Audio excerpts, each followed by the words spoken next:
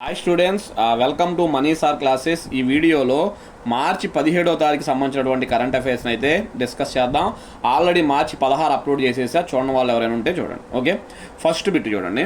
అమరజీవి పొట్టి శ్రీరాములు యొక్క జయంతి ఏ రోజున అంటే మార్చి 16వ తారీఖు. ఇంపార్టెంట్, ఏపీపీఎస్సీ ఎగ్జామ్స్లో అడగడానికి ఛాన్స్ ఉన్న బిట్ అన్నమాట. అదవుతుందా? అమరజీవి పొట్టి శ్రీరాములు యొక్క జయంతి ఎప్పుడు? మార్చి 16. చూడండి, 1901 మార్చి 16వ తారీఖున నెల్లూరు జిల్లాలో జన్మించాడు. ఎక్కడ? నెల్లూరు జిల్లాలో. నేడు అమరజీవి పొట్టి శ్రీరాములు యొక్క 125వ జయంతి. ఇది ఇంపార్టెంట్. 125వ జయంతిని ప్రభుత్వం ఘనంగా నిర్వహించింది. మద్రాసు నుంచి విడదీసి ఆంధ్ర రాష్ట్ర ఏర్పాటు చేయాలని 58 రోజులు ఆమరణ నిరాహార దీక్ష చేసి అమరుడయ్యాడు. చూడండి, ఆంధ్ర రాష్ట్రం ఒకప్పుడు మద్రాసులో ఉండేది. మేము మద్రాసులో ఉండము, మాకు సపరేట్ ఇవ్వండి, రాయలసీమ కోస్తా కలిపి అని చెప్పి ఈయన 58 రోజులు ఆమరణ నిరాహార దీక్ష చేసి చనిపోయాడు. ఓకే, నెక్స్ట్, ఈయన ప్రాణత్యాగం ఫలితంగా 1953 అక్టోబర్ 1న ఆంధ్ర రాష్ట్రం ఏర్పడింది. Very very important bit.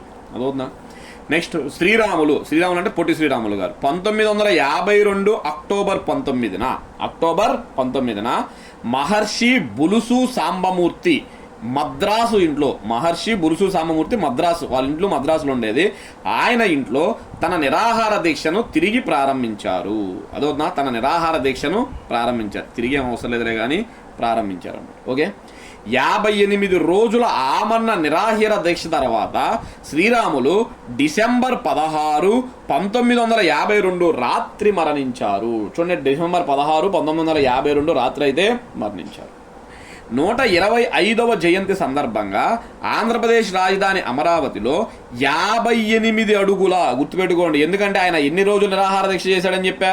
58. అందుకని 58 అడుగుల పొట్టి శ్రీరాములు యొక్క కాంస్య విగ్రహం, కాంస్యం అంటే బ్రాంజ్ అనమాట, బ్రాంజ్తో తయారు చేశారు. కాంస్య విగ్రహాన్ని ముఖ్యమంత్రి చంద్రబాబు ఆవిష్కరించారు. ఈ విగ్రహానికి పెట్టిన పేరేంటి అంటే స్టాచ్యూ ఆఫ్ సాక్రిఫైస్ అంటారు. Very very important bit, statue of sacrifice. ఈ విగ్రహ నిర్మాణానికి అమరావతిలో 6.8 ఎకరాలు ప్రభుత్వం కేటాయించింది. చూడండి, ఈ విగ్రహం కట్టడానికి డబ్బులు అయితే ఇవ్వలేదు కానీ భూమి ఇచ్చిందనమాట. మరి డబ్బులు ఎక్కడ సార్ అంటే బయట సొసైటీస్ ఉన్నాయన్నమాట. చాలా సొసైటీస్ ఆయన పేరు మీద ఉన్నాయి, ఆయన యొక్క వర్గం పేరు మీద ఉన్నాయి, అంటే ఆయనకు సంబంధించిన కులాలకు సంబంధించినవి. వాళ్ళందరూ కలిసి ఆ విగ్రహానికి డబ్బులు అయితే ఇచ్చారు. ఆంధ్రప్రదేశ్ ప్రభుత్వం మాత్రం కేవలం ఏమి ఇచ్చింది? ప్లేస్ అనేది ఇచ్చింది, గుర్తుపెట్టుకో. ఓకే, నెక్స్ట్ 2 చూడండి, Bharat wholesale price index, WPI అంటారు. అదో WPI అంటారు. WPI అంటే టోకు ధరల సూచి అంటారు. అదవుతుందా? టోకు ధరల సూచి అంటారు అనమాట. ఓకే, ద్రవ్యోల్బణం, ఇన్ఫ్లేషన్ అనమాట, ఎంత శాతానికి పెరిగింది అంటే 2.13% పెరిగింది. అదవుతుందా? భారత హోల్సేల్ ప్రైస్ ఇండెక్స్, సింపుల్గా దాన్నే భారత WPI ద్రవ్యోల్బణం ఎంత శాతానికి పెరిగిందంటే 2.13. కొంచెం ఎకానమీ పరంగా అడగడానికి ఛాన్స్ ఉంది. ప్రస్తుతం పేపర్లు అన్ని టఫ్ అయిపోయినాయి కాబట్టి ఇలాగే ఇస్తాడు, చూసుకోండి. భారతదేశ WPI ద్రవ్యోల్బణం జనవరిలో 1.81% ఉండగా ఫిబ్రవరి నాటికి 2.13% పెరిగింది.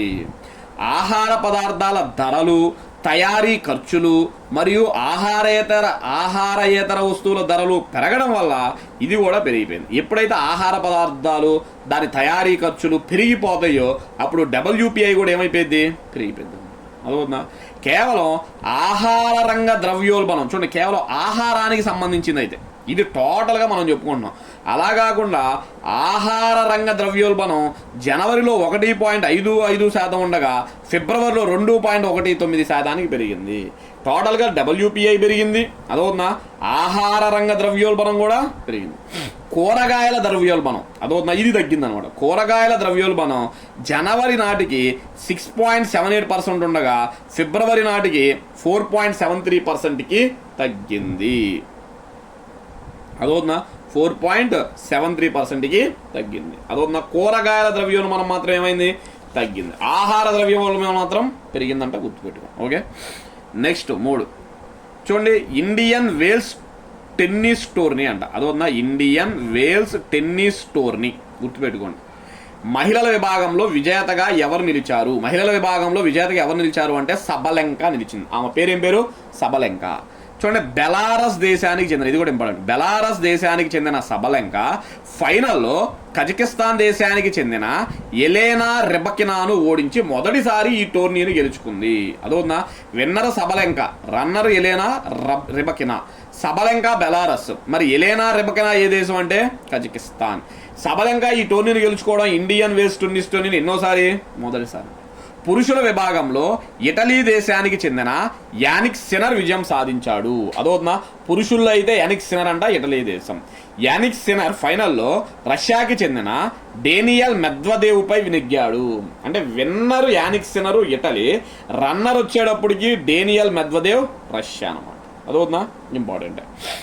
నెక్స్ట్ దాని తర్వాత చూడండి 4వ బిట్ అన్నమాట. ఓకే, 2026 ఫిబ్రవరి నాటికి భారతదేశ నిరుద్యోగ రేటు ఎంత శాతానికి తగ్గింది అంటే 4.9% తగ్గింది. అదోనా 2026 ఫిబ్రవరి నాటికి భారతదేశ నిరుద్యోగ రేటు తగ్గిందంట, 4.9%కి తగ్గింది.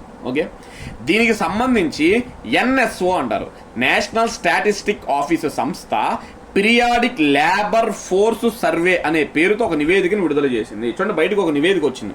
ఆ నివేదిక పేరేంటి? Periodic labour force survey. ఈ నివేదికను ఎవరు తయారు చేశారు? ఎన్ఎస్ఓ వాళ్ళు. ఎన్ఎస్ఓ అంటే ఏంటి? నేషనల్ స్టాటిస్టిక్ ఆఫీస్ వాళ్ళు రిలీజ్ చేశారు. 15 సంవత్సరాలు మరియు అంతకంటే ఎక్కువ వయస్సు గల వ్యక్తుల్లో మొత్తం నిరుద్యోగిత రేటు 4.9%కి తగ్గింది. అదవుతుందా? నిరుద్యోగ రేటు గతంలో పోలిస్తే జస్ట్ కొంచెం తగ్గిందనమాట, అంతే, ఎక్కువేం కాదు. ఓకే, ఇది జనవరి నెలలో 5% ఉండగా, చూడండి, జనవరి నెలలో 5% ఉండగా ఫిబ్రవరి నాటికి స్వల్పంగా తగ్గి 4.9కి చేరుకుంది. అదవుతుందా? జస్ట్ 0.1 తగ్గింది. నెక్స్ట్ పట్టణ నిరుద్యోగ రేటు అనమాట. పట్టణ నిరుద్యోగ రేటు జనవరి నెలలో 6.7% ఉండగా ఫిబ్రవరి నాటికి స్వల్పంగా తగ్గి 6.6కు చేరుకుంది. పట్టణాల్లో కూడా నిరుద్యోగ రేటు తగ్గింది. అదవుతుందా? నెక్స్ట్ గ్రామీణ ప్రాంతాలలో నిరుద్యోగ రేటు 4.2% స్థిరంగా ఉంది. అంటే గ్రామీణ ప్రాంతాల నిరుద్యోగ రేటు జనవరిలోనూ 4.2నే, ఇప్పుడు 4.2నే, అందుకే స్థిరంగా ఉంది అని చెప్తున్నాను. ఓకే, నెక్స్ట్ మహిళల నిరుద్యోగ రేటు జనవరి నెలలో 5.6 ఉండగా ఫిబ్రవరి నాటికి 5.1% తగ్గింది. అదోనా మహిళల నిరుద్యోగ రేటు ఏమైంది? తగ్గింది. నెక్స్ట్ పట్టణ మహిళల నిరుద్యోగ రేటు 9.8% నుంచి 8.7%కు తగ్గింది. అలాగే గ్రామీణ మహిళల నిరుద్యోగ రేటు 4.3% నుంచి 4కు తగ్గింది.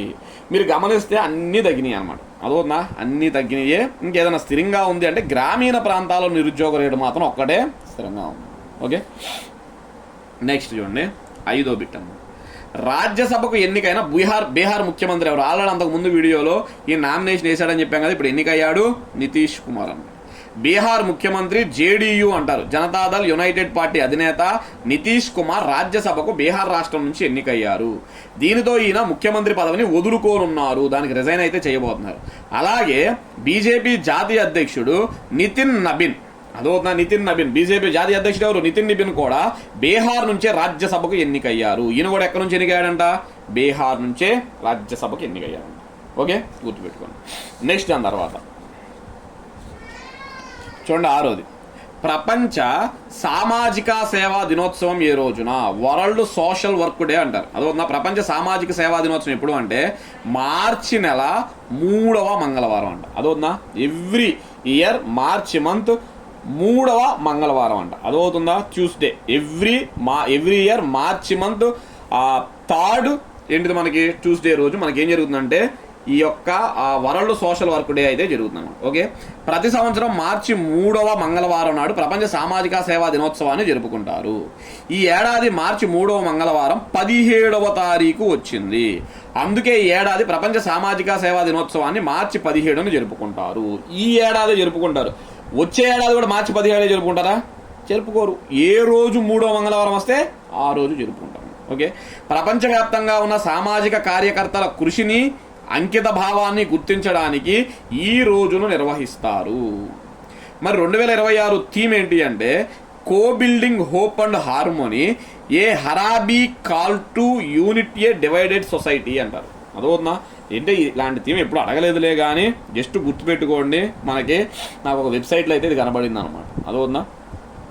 నెక్స్ట్ 7, చూడండి బీపీ అంటారు, బ్లడ్ ప్రెషర్ అంటారు అనమాట. బీపీపై అవగాహన కార్యక్రమాలలో ఏ రాష్ట్రం అగ్రస్థానంలో ఉంది అంటే ఆంధ్రప్రదేశ్ అనేది అగ్రస్థానంలో ఉందన్నమాట. ఏంటిది? ఆంధ్రప్రదేశ్ బీపీ అవగాహన. చూడండి, ప్రపంచ రక్త బోర్డు దినోత్సవాన్ని పురస్కరించుకొని రాష్ట్ర వ్యాప్తంగా అవగాహన కార్యక్రమాల నిర్వహణలో అనుసరించిన ఉత్తమ విధానాలకు గాను ఆంధ్రప్రదేశ్ జాతీయ స్థాయిలో తొలి స్థానంలో నిలిచింది. చూడండి, రక్త బోర్డు దినోత్సవం మనకు ఒకటి ఉంది, అప్పుడు అవగాహన కార్యక్రమాలు ఎక్కువగా మా ఆంధ్రప్రదేశ్ రాష్ట్రం పెట్టింది. ఓకే, ప్రతి సంవత్సరం ప్రపంచ రక్త బోర్డు దినోత్సవాన్ని మే 17 నిర్వహిస్తారు. ప్రతి సంవత్సరం ప్రపంచ రక్త బోర్డు దినోత్సవాన్ని మే 17వ తారీఖునైతే నిర్వహిస్తారు. గత ఏడాది లాస్ట్ ఇయర్ 2025 గత ఏడాది మే 17 నుంచి జూన్ 16 వరకు నెల రోజుల పాటు ఆంధ్రప్రదేశ్ రాష్ట్ర వ్యాప్తంగా బీపీపై బెడ్ ప్రెషర్పై అవగాహన కార్యక్రమాలు నిర్వహించినందుకు గాను ఆంధ్రప్రదేశ్ తొలి స్థానంలో అయితే నిలిచింది. అదవుతున్నా, లాస్ట్ ఇయర్ బాగా ఘనంగా చేశారంట, అందుకని ఏడాది అగ్రస్థానం నిలిచింది. నెక్స్ట్ చూడండి 8, స్పీడ్ పోస్ట్ సేవను ఏ సంస్థ ప్రారంభించిందంటే ఇండియా పోస్ట్ అనమాట, భారత తపాలా శాఖ అంటారు. ఓకే, భారత తపాలా శాఖ స్పీడ్ పోస్ట్ సేవను ప్రారంభించింది. చూడండి, ఇండియా పోస్ట్ భారత తపాలా శాఖ మార్చి 17, 2026 న్యూఢిల్లీలోని ఆకాశవాణి భవన్లో ఉన్న రంగభవన్ ఆడిటోరియంలో 24 గంటల స్పీడ్ పోస్ట్ సేవను ప్రారంభించింది. చాలా ఇంపార్టెంట్ బిట్ ఇది, అదవునా. నెక్స్ట్, ఈ స్పీడ్ పోస్ట్ సేవ ద్వారా ఢిల్లీ, ముంబై, చెన్నై, కోల్కతా, బెంగుళూరు మరియు హైదరాబాద్, ఢిల్లీ, ముంబై, చెన్నై, కోల్కతా, బెంగుళూరు, హైదరాబాద్ అనే 6 ప్రధాన నగరాలలో మరుసటి రోజే గ్యారంటీ డెలివరీ లభిస్తుంది. చూడండి, నెక్స్ట్ డే అనమాట, నువ్వు ఇవాళ పోస్ట్ చేస్తే రేపే దీన్ని అందించేస్తారంట. అవునా, ఈ సేవల్లో ఓటీపీ ఆధారిత డెలివరీ ఇస్తారు. ఓటీపీ చెప్తేనే డెలివరీ ఇస్తారు. ట్రాకింగ్ అలర్ట్ కూడా ఉంటుంది అనమాట, నీది ఎక్కడి వరకు వచ్చింది ఏంటనేది ఎప్పటికప్పుడు దాన్ని ట్రాకింగ్ చేసి మనం చూస్తూ ఉండొచ్చు. అదవుతుందా. నెక్స్ట్ దాని తర్వాత చూడండి 9, ఏ రాష్ట్రం స్వేచ్ఛావాయు నిర్వహణ కార్యక్రమాన్ని ప్రారంభించింది? ఏ రాష్ట్రం స్వచ్ఛవాయు నిర్వహణ కార్యక్రమాన్ని నిర్వహించింది అంటే ఉత్తరప్రదేశ్ అన్నమాట. ఏంటిది? ఉత్తరప్రదేశ్ అన్నమాట. రాష్ట్ర వ్యాప్తంగా గాలి నాణ్యతను మెరుగుపరచడానికి ప్రపంచ బ్యాంక్ మరియు భారత ప్రభుత్వం మరియు ఉత్తరప్రదేశ్ రాష్ట్ర ప్రభుత్వం ఒక ఒప్పందంపై సంతకాలు చేశాయి. చూడండి, గాలి నాణ్యతను మెరుగుపరచడానికి ప్రపంచ బ్యాంక్ అంట, ఇండియన్ గవర్నమెంట్ అంట, ఉత్తరప్రదేశ్ స్టేట్ గవర్నమెంట్, ఈ 3 కలిసి ఒక ఒప్పందంపై సంతకాలు చేశారు. ఈ కార్యక్రమాన్ని ఉత్తరప్రదేశ్ స్వచ్ఛవాయు నిర్వహణ కార్యక్రమం అని పిలుస్తున్నారు. ఈ కార్యక్రమాన్ని ఏమని పిలుస్తారు? ఉత్తరప్రదేశ్ స్వచ్ఛవాయు నిర్వహణ కార్యక్రమం పిలుస్తారు. దీనికోసం 299.66 ఇంకా సుమారు 300 అనుకోవచ్చు మనం, అదొన్న $300 మిలియన్ పెట్టుబడి పెట్టారు. కీలక రంగాలలో సమగ్ర పరిష్కారాల ద్వారా పెరుగుతున్న వాయు కాలుష్యాన్ని పరిష్కరించడమే దీని లక్ష్యం. అదోన్న ముఖ్యంగా మనకు ఉత్తరప్రదేశ్, ఢిల్లీ ఆ ప్రాంతాలు ఏమైపోతుంది? వాయు కాలుష్యం పెరిగిపోతుంది. దాన్ని నివారించడం కోసమే దీన్ని అయితే ఒప్పందాన్ని చేసుకున్నారు. ఓకే, నెక్స్ట్ దాని తర్వాత చూడండి 10, automotive tyre manufacturers association, ATMA అంటారు. అదవుతుందా. ఆటోమోటివ్ టైర్ మ్యానుఫ్యాక్చరర్ అసోసియేషన్ చైర్మన్గా ఎవరు ఎన్నికయ్యారు అంటే అరుణ్ మమ్మెన్ అంటారు. ఆయన పేరు ఏం పేరు? అరుణ్ మమ్మెన్. చూడండి, MRF అని ఒక సంస్థ ఉంది. మనకి టైర్లు ఉంటాయి కదా, MRF టైర్ అని చెప్పి, సిఎట్ టైర్లు ఉంటాయి కదా అన్నమాట. MRF వైస్ చైర్మన్ MD అయిన అరుణ్ మమ్మెన్ ఇప్పుడు ఆత్మ చైర్మన్గా ఎన్నికయ్యారు. ఆత్మ వైస్ చైర్మన్గా, ఈయన చైర్మన్ అరుణ్ మమ్మెన్, వైస్ చైర్మన్గా రాజర్షి మొయిత్రాను నియమించారు. ఆత్మ డైరెక్టర్ జనరల్గా సంజయ్ చటర్జీని నియమించారు. అదొన్న డైరెక్టర్ జనరల్గా ఎవరు నియమితులయ్యారు? సంజయ్ చటర్జీ. ఆత్మ అనేది న్యూఢిల్లీ కేంద్రకంగా 1975వ సంవత్సరంలో స్థాపించబడింది. అదొన్నా సింపుల్గా చైర్మన్ వచ్చాడు అరుణ్ మమ్మెన్, వైస్ చైర్మన్ వచ్చాడు రాజర్షి మొయిత్రా, డైరెక్టర్ జనరల్ వచ్చాడు సంజయ్ చటర్జీ అని. ఓకే, నెక్స్ట్ దాని తర్వాత చూడండి లాస్ట్ బిట్. ఆసియాలోనే అతిపెద్ద తులీప్ గార్డెన్ను ఎక్కడ ప్రారంభించారు? ఆసియాలోనే అతిపెద్ద తులీప్ గార్డెన్ ఎక్కడ ప్రారంభించారు అంటే శ్రీనగర్లో ప్రారంభించారు. ఎక్కడ?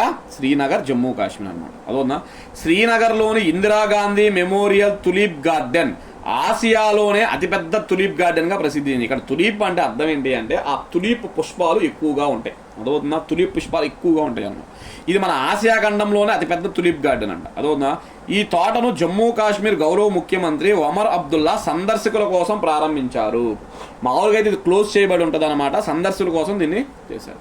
ఈ గార్డెన్ 74 ఎకరాల్లో విస్తరించి ఉండి 18 లక్షల తులిప్ పువ్వులతో వేలాది మంది పర్యాటకులను ఆకర్షిస్తుంది. చూడండి, ఆ గార్డెన్లో 18 లక్షల తులిప్ ఫ్లవర్స్ అయితే ఉన్నాయి. అదవుతుందా. ఓకే, ఇవి స్టూడెంట్స్ మనకి ప్రధానంగా 17వ తారీఖుకి సంబంధించినటువంటి అయితే కరెంట్ అఫైర్స్. అదవుతుందా. ఆల్రెడీ 16వ తారీఖు అప్లోడ్ చేసేసాను, ఇప్పుడు 17 కూడా వచ్చింది. దీని తర్వాత 18వ తారీఖు కరెంట్ అఫైర్స్ కూడా నేనైతే అప్లోడ్ చేస్తాను. Okay, thank you.